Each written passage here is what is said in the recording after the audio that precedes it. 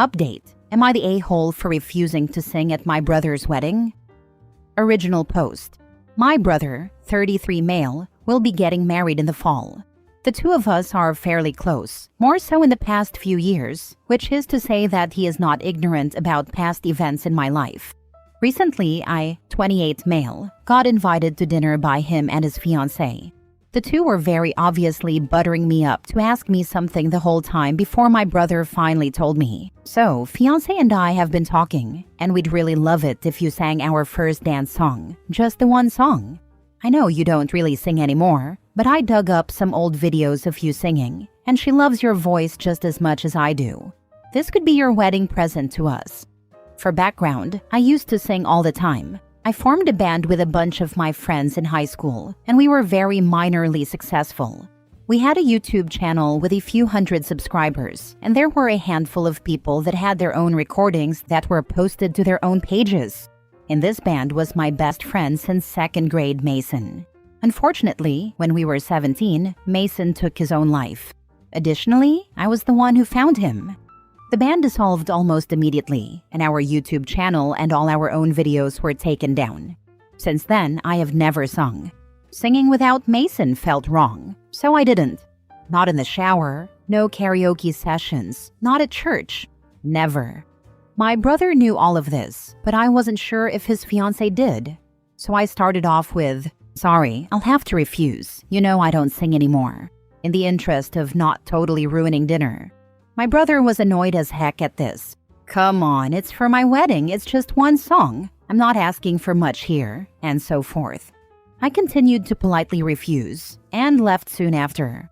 Shortly after, I started receiving countless calls from my mom, who also knows the reason why, and decided to harass me about not singing. "It's your brother's wedding. I think you really should see a therapist about this. We all love your singing voice, and it's been 10 years since any of us got to hear it." The two have since decided on a new tactic, by saying that my song will be a good way to honor Mason's memory. The point about therapy aside, I've been to lots of it.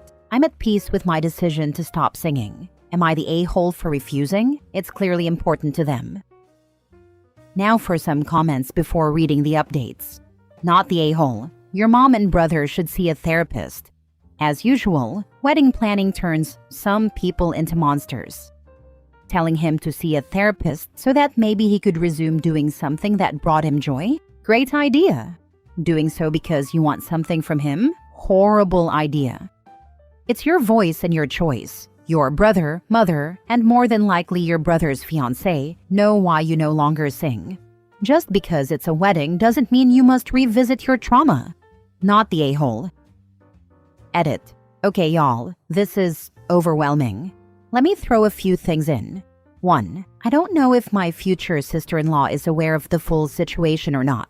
I'd like to think she doesn't, but I'd rather not poke that hornet's nest until I have to.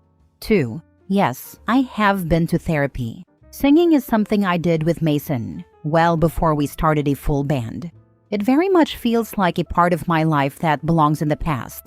As I said in the edit, my joy is not from singing, it's from performing with him. 3. Is that what Mason would have wanted? I don't know. He's not around to ask anymore. 4. The extended family is not blowing up my phone. It's 2 people, and it's not blowing it up. My mom called repeatedly in one day and has tried to throw it in a few times since. My brother is mostly giving me the cold shoulder. It's only been a few weeks since this conversation took place. 5. To whoever said, "It's been 10 years. You're not good enough to sing at a wedding?" Thank you. I genuinely laughed at this. It's a good point too. I'd probably sound like a donkey kicked me in the throat. Now for the first update a few days later. This is premature, but since the post I made was more popular than I expected or wanted, I thought I'd give a small update. Future sister-in-law reached out to me because her washer broke, and she wanted to come over and do a quick load of laundry. I wasn't thrilled about this, but I live close enough. I have in-unit laundry, and the laundromats in our area are not the safest. I was content to just watch TV silently in my tiny apartment while we waited. But she of course had something to discuss. I thought for sure she'd be the third person to try to convince me, but no. Instead, she told me that she wasn't sure if my brother was giving her the full story. She told me he used to sing all the time. He was in a band, but he quit when the band broke up. Which is technically true, but come on. I also learned that he had told many of his friends this too, about how he's always trying to convince me to come around and sing for all of them. He had literally never asked before the conversation, but was prone to making comments like, "Boy, it sure sucks you don't sing anymore. I know a lot of people that would want to hear that." So I very briefly told her about Mason, just the important bits. That I used to sing with him, then he died, so I don't have any desire to do so anymore.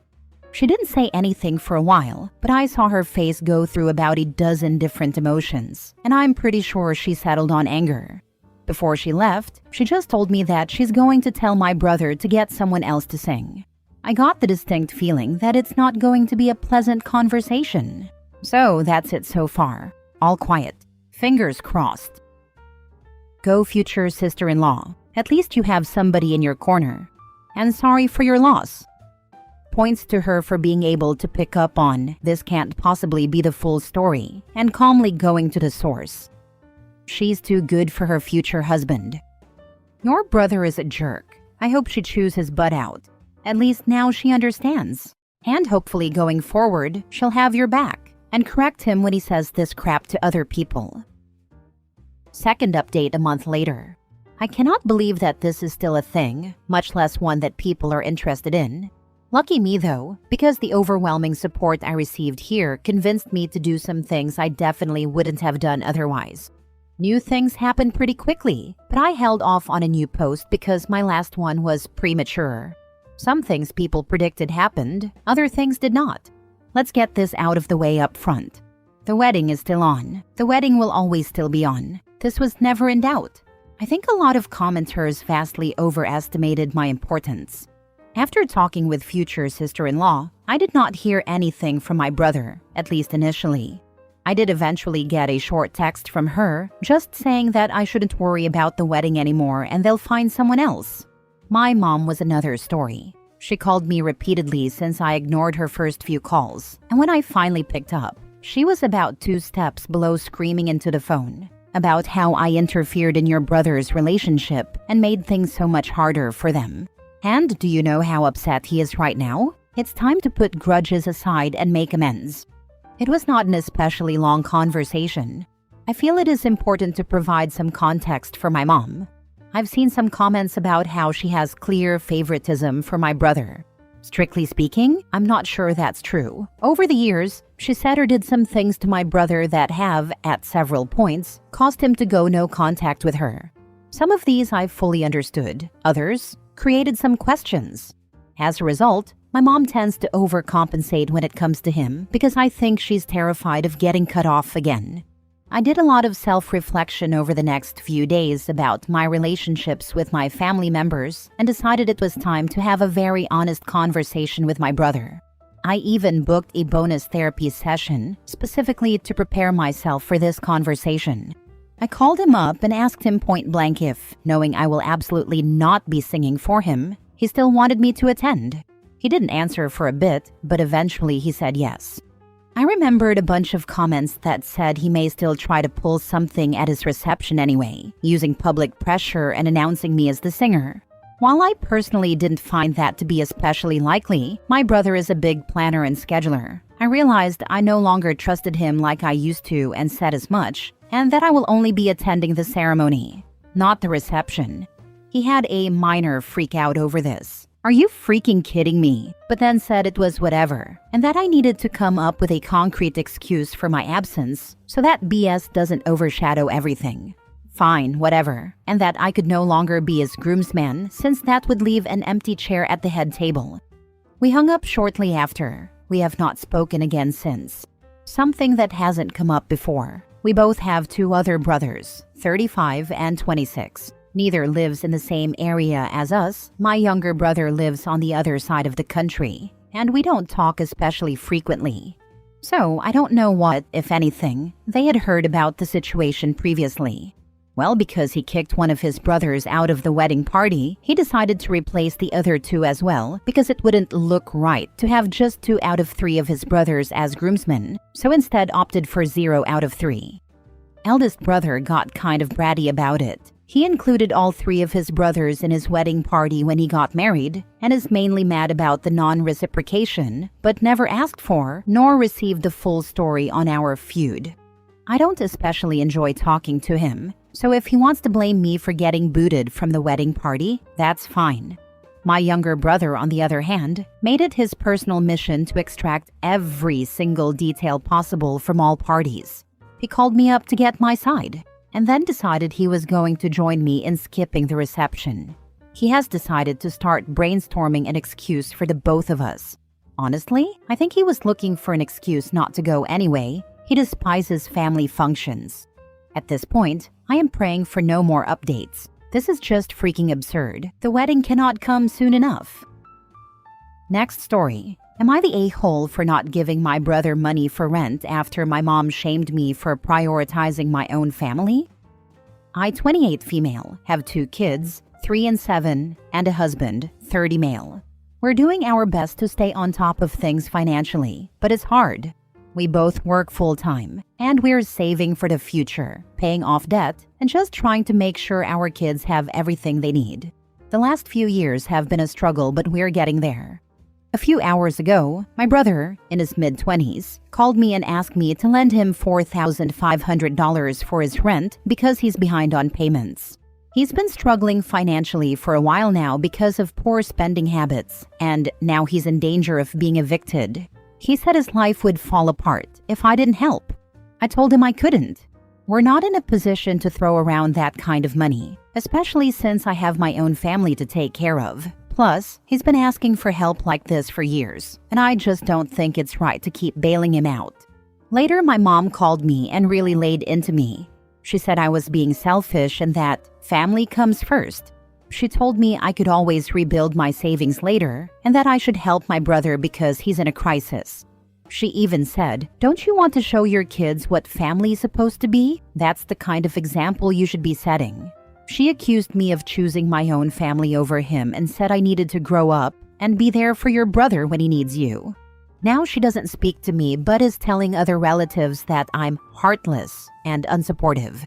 They themselves are calling me, telling me that she is calling around saying that my husband is fully on my side, but I feel like I'm being torn apart by the guilt from my mom and brother. Also, I'm sorry if this text is too long. I don't know, wanted to vent. You're taking care of your own family, which is your priority. You've helped your brother before, and it's unreasonable for him to keep asking for large sums of money when he's not making efforts to change his financial habits. Your mom's guilt trip is unfair, and you should not feel pressured into jeopardizing your family's well-being. It's important to set boundaries, and you made the right call by saying no. They really laid it on me. I feel so bad, and I want to be a good person, but I am in an impossible position, and them throwing it in my face is so vile. Not the a-hole. Props to you for not enabling your brother. This is kinda an issue I am dealing with at the moment with my wife, and she cannot say no. How do you guys handle that situation? I truly do not know how to handle this, even though I did say no to my brother. I think as adults we all make decisions that affect the outcome of the present and future. I don't tell my wife not to loan money, but I do tell her, what does this teach them? We have had instances she has loaned her sister money and she has not paid us back. We continue to have this conversation every time it happens, and in reality, if we continue to loan them money, we become enablers. Finally, this takes away from your family, especially your kids. Anyone who asks for money and isn't good for it can take a hike, family or not. Do not listen to your mom. She is an enabler as well, respectfully. She never helps him. She's pushing him onto me and tells me to take care of him because I am his big sister. Last story. Am I the a-hole for not apologizing to my parents for putting them through hell and making them feel guilty for divorcing? 10 years ago, my parents sat me, 17 female, and my brother, 19 male, down and told us they were getting a divorce. My brother was angry, and after calling them hypocrites and yelling for a minute, he withdrew. The hypocrite thing came because they could be very forceful when it came to building and keeping relationships. And more than once, they forced my brother to have play dates or attend the birthday parties of a kid who was mean to him and others. It used to annoy him, and he was miserable spending time with this kid. Our parents would say he had nobody, and my brother being nice would make him nice back, but it didn't. Our parents would insist you don't just give up on people in relationships, even though my brother and this kid didn't have one outside the pushing. But my brother found their stance hypocritical when they were divorcing. He's still withdrawn from them today. For me, the news made me break down, and I cried and begged them not to get divorced. The stuff I heard about divorce from my friends sounded awful to me, and I'd heard my friends cry over having to choose which parent they did something with, or not having one family and instead having two, and the never having one house thing. Most of my friends didn't like things being that way. I hated the idea of that happening to us, and I became pretty distraught. In the aftermath, I struggled to adjust to two houses. I got upset when my parents had other partners and missed being all together. When I asked, I was told divorced families don't do that, and I needed to get okay with two separate things for everything. I never settled into splitting my time between two houses. I still hated it, and a few months ago, I ended it by asking my grandparents if I could live with them, and they said yes. My parents didn't like it, but my relationship with both became really strained after they told me they were divorcing. I never felt supported by either, and they built up a lot of resentment toward me. That resentment started coming out once I moved out. My dad has 2 stepkids and my mom has 3. They both compared me to the stepkids who don't have a problem with 2 households or who don't ask to invite their other parent for stuff. My mom told me none of her husband's kids cried when they were told about their parents' divorce. Dad said his stepkids were happy about the divorce of their parents, that they were tired of an unhappy home. There are times they'll bring up, separately from each other, how I made them feel bad for wanting to be happy, and how I made a difficult thing more difficult when I got so hysterical. My mom accused me of making my brother's anger worse by being so upset, which made him fight them for me. She said I was a manipulative child who used tears to get her own way, and wasn't really upset, but just wanted to force them to stay together. My dad told me I was exhausting and so much hard work when he knew kids who had zero reaction to their parents' divorce. Then my mom asked me if I saw the divorce as a good thing, and I said no. She got so mad at me that my grandparents, who are her parents, made her leave. Then a week later, I got calls from both my mom and my dad within days of each other, saying I owed them an apology for putting them through hell when I was 7 and making them feel guilty for divorcing. My brother never got any of this. We talked about it, and he was just really angry at our parents for their behavior toward me and for blaming me when they did nothing to help. Am I the a-hole? Jesus Christ, you were 7 years old. Not the a-hole. They were crappy parents to begin with, and have only gotten worse. They forced their child to spend time with his bully? Why, God only knows. They have the right to divorce. They don't get to exclude the other parent. I know divorced people that organize birthdays, go to school events, even holidays together, so the kids can have both parents present for important events. They could have gotten you therapy to get used to 2 different houses. They never considered that moving on a weekly basis without any emotional support would be difficult for a 7-year-old. That having step-siblings take your space in both your parents' lives would be difficult without any reassurance. They are crappy parents, and the only way they can be able to live with themselves is by pretending, by putting the blame on someone else. Usually, it's the ex that becomes the scapegoat, not a 7-year-old. I would go no contact at the stroke of midnight on your 18th birthday. My parents told us that bullies are sometimes the saddest kids, and they need good friends the most. When my brother said he was never happy spending time with him, they told him it made the other kid happy deep down, and it should make him happy too. They also mentioned that sometimes we have to do things for other people, even if we're unhappy about it. He said at one time they really meant me and him had to do things to make other people happy, because our happiness didn't matter to them. Any of my friends with divorced parents either had one parent abandon them or they're still forced to pick between them. That became my experience in the most toxic way because both resent me deeply. It sucks. They never believed I should need support or help. My grandparents got me into therapy when I moved in with them, and my parents refused to pay. They said it was a waste of time and they never said I needed therapy, so why would they pay? My grandparents are still angry about that.